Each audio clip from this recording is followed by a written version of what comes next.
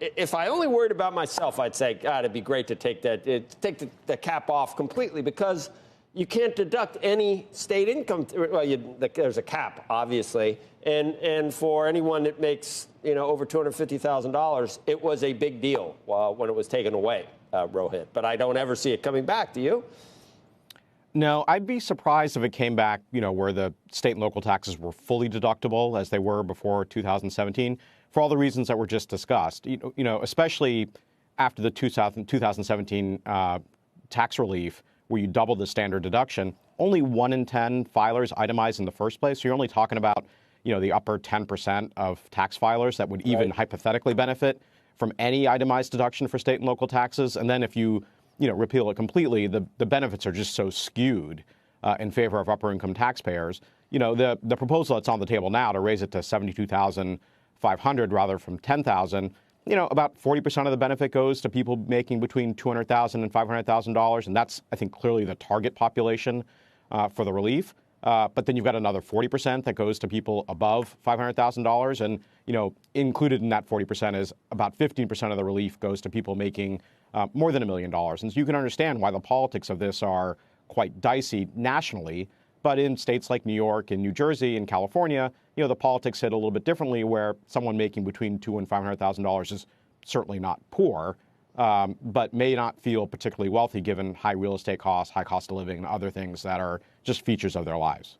So it's that simple that's how you get these strange bedfellows where you have, it's weird. You have people that are, they're Democrats, they are elected Democrats, they caucus with Democrats, and yet they are advocating and very stridently advocating for something that is regressive and something that would benefit wealthy people, which is sort of anathema to the whole idea of this fairness that we keep hearing about. What's it about? Their constituents in their districts that are meaningful to these people in terms of fundraising or something? What causes someone who's a Democrat and espousing Democrat ideals to want to take off the cap? What's causing that? I mean, it's all politics are local, right? These are the sort of suburban communities. You think about what just happened in Virginia, right, with the swing of the suburbs back to the Republican candidate. This is, I think, largely where people feel like the battle is going to be waged for control of the House, for the national political mood. And so, it sort of makes sense that this is a population of voters that you're trying to target for relief. And you see that in what Senator Menendez has proposed in the Senate, where let's, provide some relief, but cap it at taxpayers making no more than $400,000 or $450,000 of income. Now, that's, that's doable in the tax code. Probably a more straightforward way to do it is to have a rough justice number. What is the state and local tax burden for somebody in that income cohort, and just set the cap at that number and kind of call it a day. But that would probably be far below the $72,500 that is currently being proposed. And so, we'll see how this shakes out. But you have this sort of strange bedfellows situation where you've got very progressive Democrats objecting, pretty much every Republican objecting for entirely different reasons, but yet they find themselves united in opposition to any additional SALT relief. And then you've got this cohort of elected Democrats in the House and the Senate who are pushing for it. And that's why you're finding it to be so difficult, right? That's why you're seeing the difficulty, because you have opposition both on the left and the right.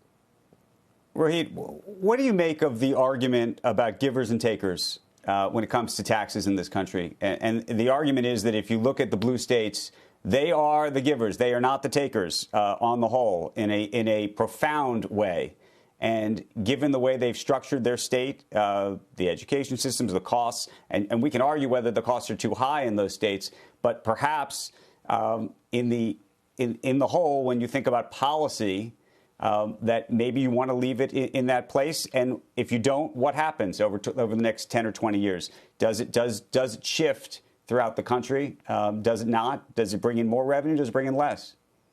Yeah, so the interesting argument about givers and takers is it's really just a reflection of a very progressive income tax code, right? If you want a progressive income tax code, you're going to get more money out of upper income taxpayers. And if upper income taxpayers tend to congregate in certain jurisdictions, then they are going to be, quote, givers in the exercise. It also, frankly, looks at it through one very narrow lens of just contribution to federal revenue. It doesn't look at other ways in which various other states, whether it's agriculture or military service. I mean, there's any number of ways that states might say, hey, wait a second, we're contributing just in slightly different ways. But fundamentally, the givers and takers is just a reflection of the fact that we have a very progressive, arguably one of the most progressive tax systems in the developed world, largely because we don't have a sort of national sales tax, a VAT, like Western Europe does.